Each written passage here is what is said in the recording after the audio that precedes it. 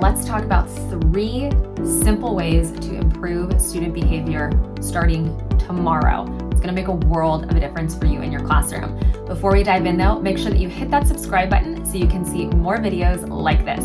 All right, let's dive into these 3 ideas.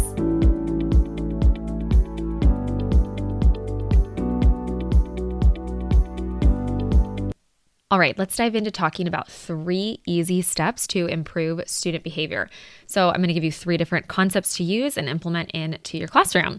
So the first one is my tried and true 15 minutes strategy. If you haven't watched our YouTube video on that, I'll include the link for you and I'll explain it in this video as well. And the next thing that we're going to include are bell ringers as well as sustained silent reading. So let's go ahead and start by talking about this 15 minutes classroom management strategy. So again, there's a whole separate video and I'm going to talk about it here. But your goal with your students is to reach 15 minutes total. And you're going to start with 0 minutes, 0 seconds, 0 everything. And you're just going to put it on your whiteboard like you can see in the picture right here from one of our EB teachers in our EB Teachers Club. So then anytime that students do something well that you've asked them to do quietly, whatever, like literally you can use this for anything, and I'll give you some examples in a second, you are going to reward your students with seconds toward their time. So this means that if they come into your class period quietly, you might give them 10 seconds towards their time. If they're well behaved for a sub, they might get a whole freaking minute towards their class time, etc. So you can pick and choose like which ones deserve like how many seconds, right? So I'm going to show you an example of how simple this is to use in your classroom. This is a picture from my classroom. So as you can see on the whiteboard, I simply list out my expectations of what I want my students to do when they walk through the doors of my classroom.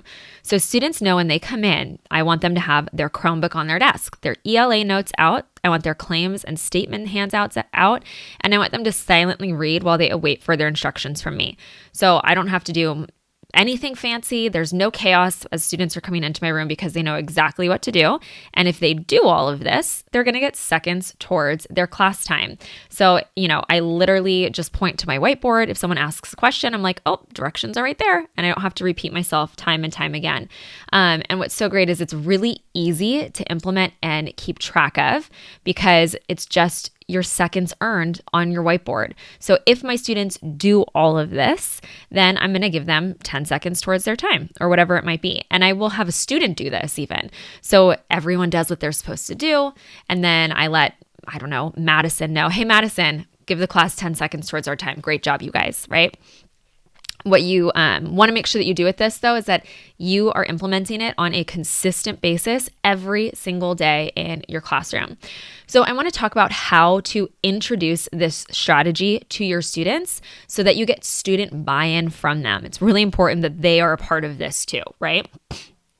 So the first thing that you want to do is you want to let your students know that it might be time to make a few changes to your classroom environment. Or if this is at the beginning of the year, you can set those expectations together of what the classroom environment should be like. Well, then you're going to ask students for their input. What would they like to see, right? And of course, you can include your own, right? But asking for their input holds them accountable for their behavior because they're the ones who are bringing it up, who are mentioning it, or if you're changing something halfway through the year, who are noticing that these things need to change. And awareness is really a first key step in making a change, right? And making progress forward. So then you will use those changes as a part of your strategy. So if your students say, you know what, I'd love for there to be no talking during transitions or less talking during transitions, then you can let them know they will earn seconds towards their 15 minutes every single time they transition from one activity to the next quietly. And let your students know that once they reach the 15 minutes as a class, they will be allowed to have a whole class reward. And that whole class reward can be something that they vote on based on their own ideas, or you can decide what it is. I always did just a class party, right? It was fun for them. So the other thing with this strategy is that you will want to reward them often, like a lot, especially in the beginning, even just for little things. You really want to go over the top at first so that they get the hang of it and they get rewarded right away, right?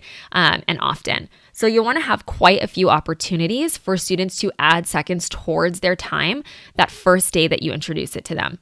So some ideas. If you're doing group work, let them know, hey, you've got 30 seconds to grab your items, get with your group, start working. And if you can do all of that and get working in 30 seconds or less, you get 5 seconds towards their time. And it's as simple as setting the expectations, letting them know 30 seconds, okay, go. Timer goes off. Great job, you guys. 10 seconds, 5 seconds towards your class time. If you want to have them get their books out and have them ready on their desk, let them know, they have 15 seconds to get their books out on their desks without talking, everything else put away. Go, 15 seconds on your stopwatch, right? And if they can do that, they get 5 seconds towards their class time. So it's really cool that you get to utilize basically a class working toward a common goal, right? When we have a common goal or we have a common why, it makes it a lot easier for students to participate as a team, and it creates kind of that team feeling, right, as a group. So you would want to continue with opportunities like that for students to earn a lot of seconds that first day or even the first week that you implement it. Then over time, you can slowly start to pull back on how often they might earn class time in your classroom. But you want to make sure on a consistent basis they're earning seconds at least twice a day. Otherwise, it's inconsistent and it just doesn't work. So you absolutely get to be consistent with this. It's really important for that, and make a big deal about students' success with getting seconds towards their time. Like when you're rewarding them, like make it a big deal. Okay, so the next thing that you want to do is include bell ringers. So that's the classroom management strategy that you're going to use. And again, there's a whole other video on it too. And we want to do what's called bookending our class periods. And so the first part of our class period is going to start with bell ringers.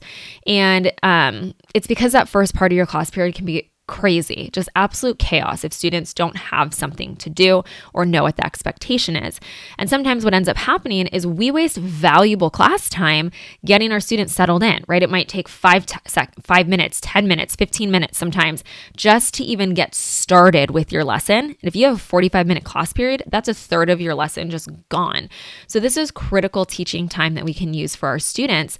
So we're going to harness the power of bell ringers to not only cut down on that chaos and that waste of class time, but also to spiral review concepts that our students have learned throughout the school year. So they serve a multitude of purposes. So students will know that on a daily basis, when they come into your classroom, that they are to work on those bell ringers. And we've included a link where you're watching this that we have free weeks of bell ringers that you can download so you can implement this right away with our content. The other thing that I might do is something like this so that I can really utilize that classroom management strategy. So pardon the silly example of me with my whiteboard, but I might write something on my whiteboard that says, please come into class quietly, place your homework in your homework folder, and sit down and begin working on today's bell ringer. That's it. If you can do this quietly as a class, the whole class will earn 5 seconds toward your time. So I'm using the classroom management strategy in conjunction with the bell ringers, right? I personally don't, again, have to say anything. I get to stand at the door and greet my students and say good morning or say hello, and have that interaction with them on a daily basis, which is really important. Side note of, saying good morning and hello to every single one of your students each day. And if they ask me what to do, I just point to the board. I don't even say anything. And I just look at the board, or I give them my teacher face and point to the board. And it's great. It makes life a whole heck of a lot easier in the mornings and anytime when you're transitioning into your class period. It's just a calm way to begin every single class period. And no class time is wasted because the expectations are clearly listed on the whiteboard. Students know exactly what to do, and they're going to get rewarded, if they do it well, when they do it well, right? Okay, the last thing that we're going to talk about is sustained silent reading. So this is the other end of the bookend of your class period, basically. So you start with bell ringers and you end with sustained silent reading. And this really works wonders for keeping a calm classroom environment that's conducive to learning. It's a great way to end your class periods. You can decide, right, how long you want to dedicate to SSR. That's going to depend on how long your class periods are. But I always made time for at least 5 minutes at the end of each class period for this, for a multitude of reasons, beyond just keeping a calm classroom environment. It shows that you care about reading, that it's something that you prioritize. You get to demonstrate reading in your classroom. So it creates just a culture of reading in your classroom. So once your lessons wrap up for your class period, you would let students know, obviously it's time for SSR. And if the whole class has their other items put away and their books out and they're reading, within the next 30 seconds or whatever time you say, then the whole class will get 5 or 10 seconds towards their class time. So you're still using the classroom management strategy to implement this bookend of your class period. So you can really start to see where that strategy can support your transitions in your classroom just in every capacity. Then while students are reading, this gives you time to wrap things up. Perhaps you need to have a quick conversation with a student or get things organized for your next class period. And what's great is no longer are students just rushing out of your classroom, totally out of control, but they're calm, they're quietly reading. You can even dismiss them table by table or student by student, which I've done in the past with my 5th graders. You can use it to your benefit in so many different ways. All right, hopefully you find that helpful, and I want to know when you are going to implement these strategies with your students in your classroom. So leave a comment below where you're watching this so that I can provide you support, encouragement, get it done. You can implement this tomorrow and you'll start to see immediate results with your students. All right, make sure that you hit that subscribe button, and we'll see you next time on our channel.